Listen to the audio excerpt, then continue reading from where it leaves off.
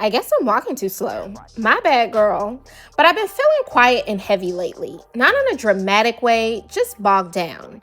I've learned waiting doesn't help. So I ask myself some questions like, what's challenging me? Am I curious?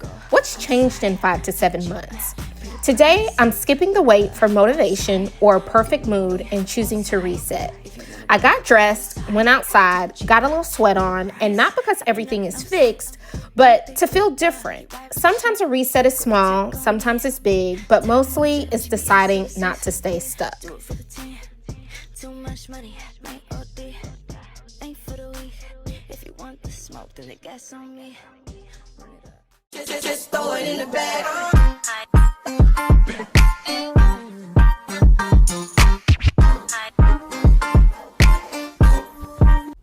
Then I headed out for my weekly solo lunch date. Sometimes this can feel small, but it's really not. It's choosing not to wait for company or a special occasion or the right mood. And the more you do it, the more it feels natural. Because honestly, this is when I don't take myself so seriously. Just take a peek inside my solo lunch date. Do a little day drinking. This is an Italian margarita, and it is quite strong. Either it's quite strong or I'm really more of a lightweight in my old age. But nevertheless, let's get daytime wasted, not too wasted.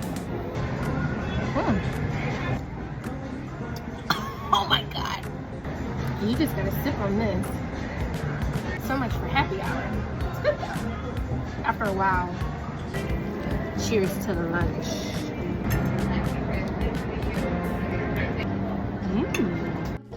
And I'm not even gonna lie, this has been a game changer for me.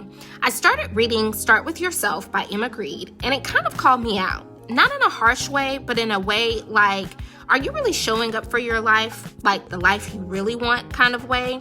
Because wanting more is one thing, but moving like you deserve it, that's different. So I bought a ticket to her live book tour in Atlanta, got dressed, and here's what happened. I'm heading out to the Emmagrede book tour, but I want you to tell me if I made the right choice. These are my shoes from Michael Kors. I have on my high-waisted Banana Republic wide leg pants. Continue with that theme of gold and black. I'm gonna add on my DeHanche belt. So here's where I need your help. Should I go with option 1, which is to go with my Tory Burch black and gold earrings? Or, because I'm a firm believer, you can kind of only go for one big eye-catching piece. So for me, it's either the earrings or the feathers. What would you wear? I think I'm gonna go with the earrings because it gives it a very chic look. So this is the outfit for the night. All right, let's go. This night is exactly what I needed. Standing in line, waiting to get in, Denisha Myrick, a staple in the beauty industry, casually strolls by, and she was so lovely and kind to take a photo with me. Once I got in, they surprisingly provided everyone with a copy of the book and gave a few photo ops. Now, as you can tell, I'm one of those people who like to get to the events as soon as the doors open, and I'm so glad I didn't drag my feet to this event. Oh, I am so excited. So one of Emma's staffers just came and sat by me, asked me if I had a question that I wanted to ask Emma. She wrote it down, and I'm gonna get to ask a Q&A, or I'm gonna get to ask my question during the Q&A, and I am so freaking excited right now. And I'm trying to figure out how I'm gonna record this. The other part of this night is that I want you to walk out of here having got something. And one of the things that I know is throughout my career, nothing has happened alone. It's happened because of the... Oh, good. Like less sweaty than I've been on most of the night. Awesome. Okay, well, my name is Charmaine Jamil, and I'm in the process. When given the opportunity to ask Emmagrede a question, you definitely take it.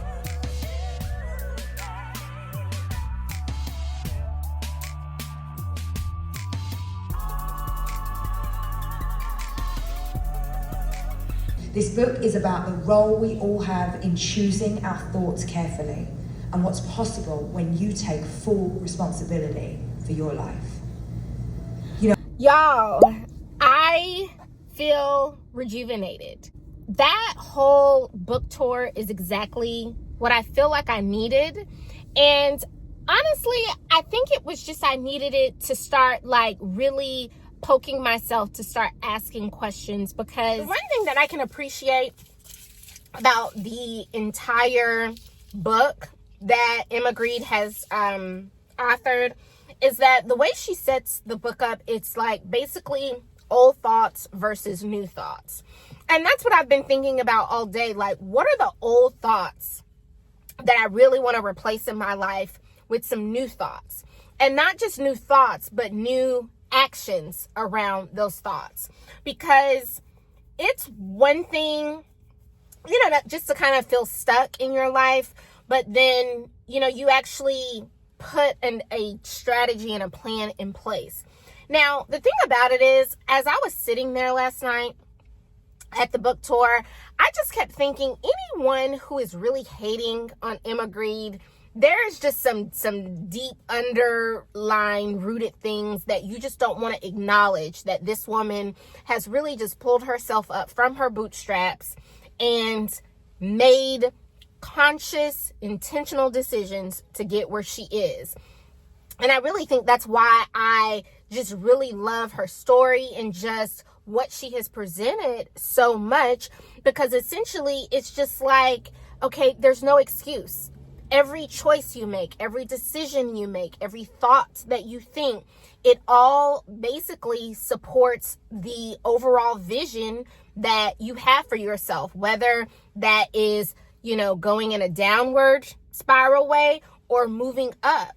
As I was kind of sitting there, or just really all day thinking about just some of the things in the book, some of the things that she talked about yesterday, I really kind of got a slap in the face. I was like, you know what, Charmaine, you really don't have no hustle about yourself.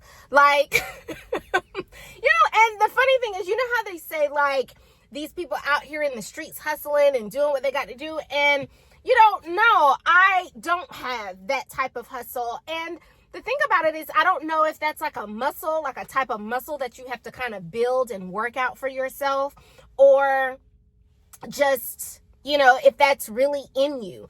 I know what I can observe from Emma, knowing that, how she kind of dropped out of high school, didn't go to college, didn't go like the traditional route to get to where she is, or what people think the traditional way of getting to a position like hers is.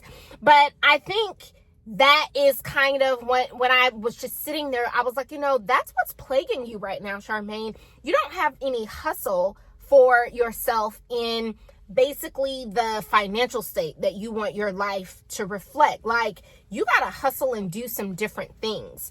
And so now I'm kind of like, okay, well, does that mean that you just become like an entrepreneur? Because that doesn't always work out for everybody who claims to be an entrepreneur. And I started thinking about, I don't know if you all watched the video where I talked about the 5 life lessons that really kind of changed my life. And one of those life lessons was about being all of the financial, adjectives: financially literate, financially secure, so on and so on. And so, of course, in that video, I shared that I had sold my house and got a profit of $63,000. And I put that $63,000 in a CD. And now, as I was sitting there at the book tour yesterday, I was like, you have that money. You have money to start whatever you want. But then my fear kicked in. I'm like, well, what am I going to do? Well, what am I going to, how are you going to put this? Because I've been looking at all of these other follow-up Emagrede's podcast, Aspire, and one of the interviews that I did look at was Monique Rodriguez, which she's the founder of Mayel, the hair products Mayel. To hear her say that she just started Mayel with an idea of creating some hair products, and she would just, go and make payments. She found some local chemists who was able to help her, and she would just make payments like any other, like a credit card payment, on her product so that she could actually have a product to sell. And it blew my mind away that she started with something so small until she got into the place that she is now, where she just sold her business for $1 billion. And she started on a traditional route where she went to college, she was a nurse, and it was just something that happened in her life. And I think it was the story that she shared was that she had a miscarriage and she just felt like she needed something different. That's how I feel. And I'm like, you have some seed money that you could put forward to whatever it is that you want to do. But I think that's the thing. I'm like, okay, well, you got to figure that out, because you just don't need to be like blowing this $60,000, but you have a head start in creating a change for whatever these next 40 years that you want to be, or what you want them to look like. I'm not even gonna lie, y'all, it scared the hell out of me, because I was like, oh my goodness. So I even asked Emma that question, like, how do you know like when to just start a business? Like, and so essentially that's what I've been thinking about all day, because when I started asking myself like those questions I started talking about earlier in the video, like what's challenging you in your life right now, I really couldn't come up with anything. I really don't have anything that's challenging me that I'm really having to put a lot of thought.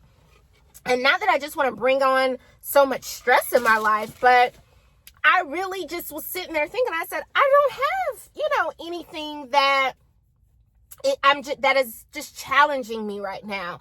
And it's not that I'm just trying to like run a marathon. Like, I don't want anything like that. It really just hit me sitting there. I said, Charmaine, you got to change some stuff up while you still are young and got your energy. If you want to have some hustle about your life, then you need to figure that out.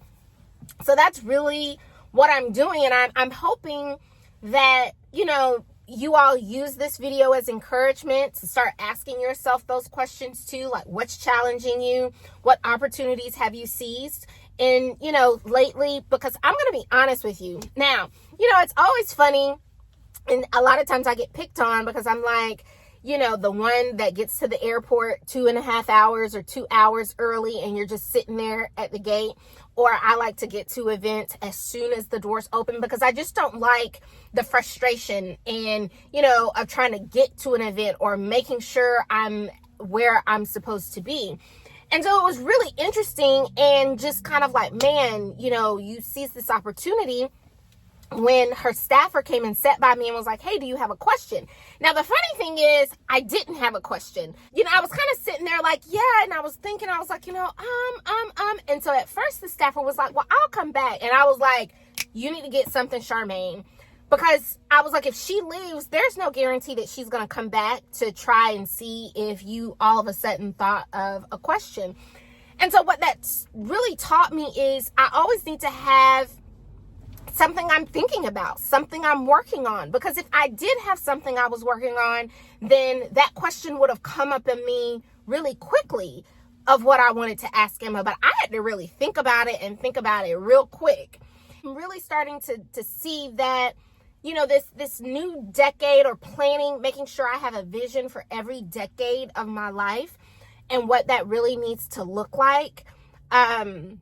That I always need to make sure that I have some type of sense of urgency about what I want to do. And that I'm always thinking about that and putting that in the forefront, because I can just kind of tell that I've gotten into a place of being comfortable. And now that I've gotten into this place of being comfortable, now it's starting to egg at me like, oh gosh, I'm starting to feel stuck. Something's happening. Something's stirring up in me. So I just really thought that I really wanted to share just that video, and just hoping that it encourages you to really kind of think about what's challenging you. What is something that, you've been thinking about that you want to do that maybe it's time to start. Because I'm still thinking about that. It's kind of like, I'm like, okay, I have certain pieces, but now I'm at the point where, okay, really get clear about what that thing is. And then before you start pouring money into it, yes, it doesn't have to look perfect, and it doesn't, they always say, you start when you feel least ready. But I also don't want to just pour, $60,000 into something and then I just be sitting there looking like Boo Boo the Fool either. So I don't know. That's how I'm getting myself unstuck, where I really am, going through my processes of resetting, but I really want to try to come up on something where I'm basically just kind of like reinventing, like, who is Charmaine Jamil at this point, you know, in her life? Because, you know, after I really thought about it, I was like, I really don't have anything holding me back. So I did come to the conclusion at the end of the year when my lease is up, I am going to move. Now, don't ask me where. I'm still thinking that out. So I'm creating that plan. I really encourage you to create that plan, but I really just kind of wanted to share this video just to really just say, hey, I'm out there. I'm there with you. If you're feeling stuck in life and you're just kind of needing a reset, I am there with you. And as long as we're putting one foot in front of the other, really being intentional, getting to from a point A to a point B where we're starting to see a change, then I think that's all we can really ask of ourselves. So I really hope you all enjoyed this just little kind of peek into the last few weeks that I've been having a video, and just sitting here always encouraging you, encouraging myself. Thank you so much for watching this video. Don't forget to like, comment, and subscribe, and I will see you all on the next video. Peace.